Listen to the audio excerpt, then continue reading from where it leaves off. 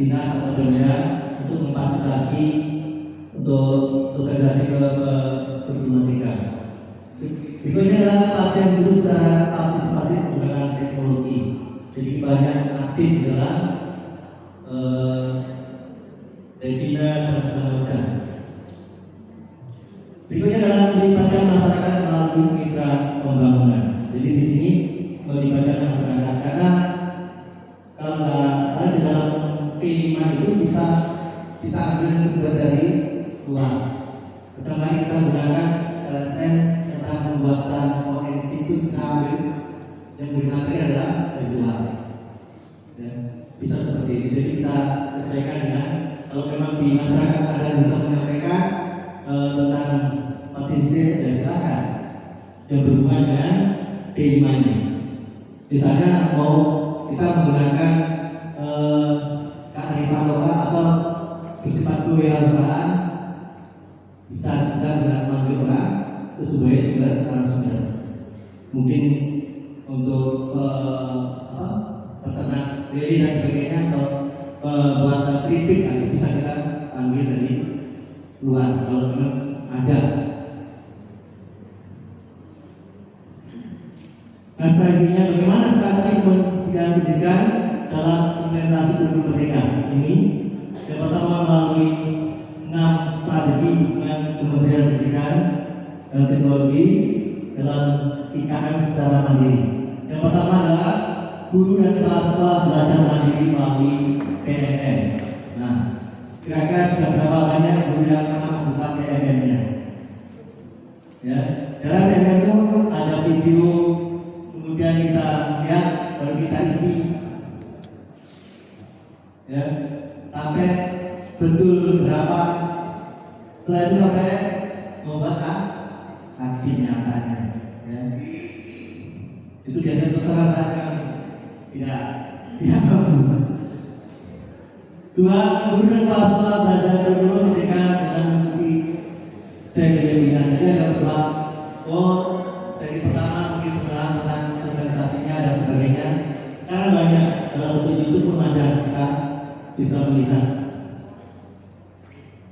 Nah, nanti di dalam setelah itu kita berdiskusi dengan teman. Yang ketiga, guru dan kepala sekolah belajar kurikulum merdeka di dalam komunitas belajar. Ya, biasanya disebut mobil di grup gerak dan mobil itu biasanya kalau kita isi kinerja. Nah, kalau biasanya berbagi begini nanti disertifikat dari ketua mobilnya. Jadi nanti diakui berapa nilainya, bisa 4, bisa 8.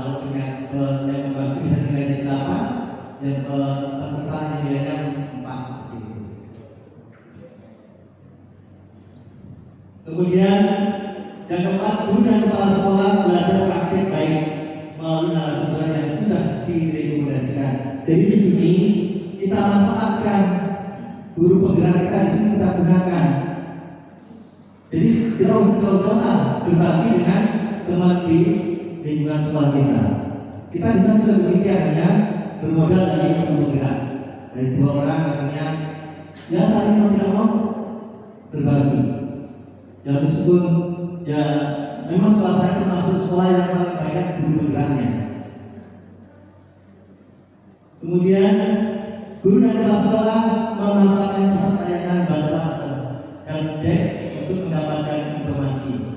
Jadi ada helpdesk secara nasional, ada secara provinsi juga ada. Jadi apabila mungkin kita belum begitu paham, bisa kita langsung ke menanyakan dan bantuan layanan di situ. Yang keenam, guru dan kepala sekolah bekerjasama dengan mitra pembangunan untuk mengimplementasi kurikulum merdeka. Ya. Jadi sini bermitra. Biasanya di sini pada umumnya biasanya itu di SMK. Artinya apa? Anak-anak nanti pada saat keluar bisa bekerja di tempat tersebut. Bahasanya magang tersebut.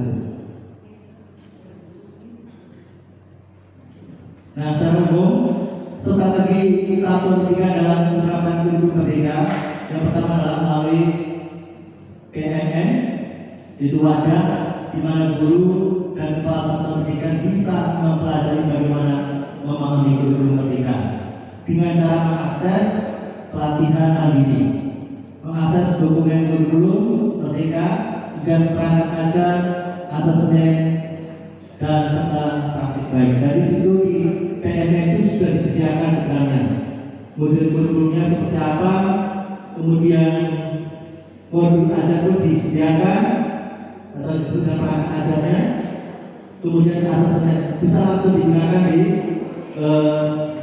siswanya.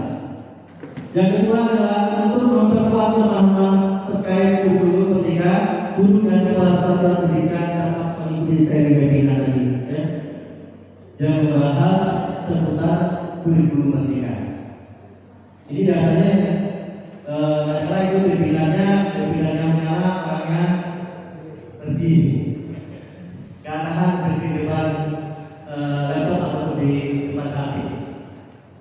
Yang ketiga, strategi komunitas belajar merupakan strategi yang memberdayakan dan menguatkan ekosistem guru pada proses belajar.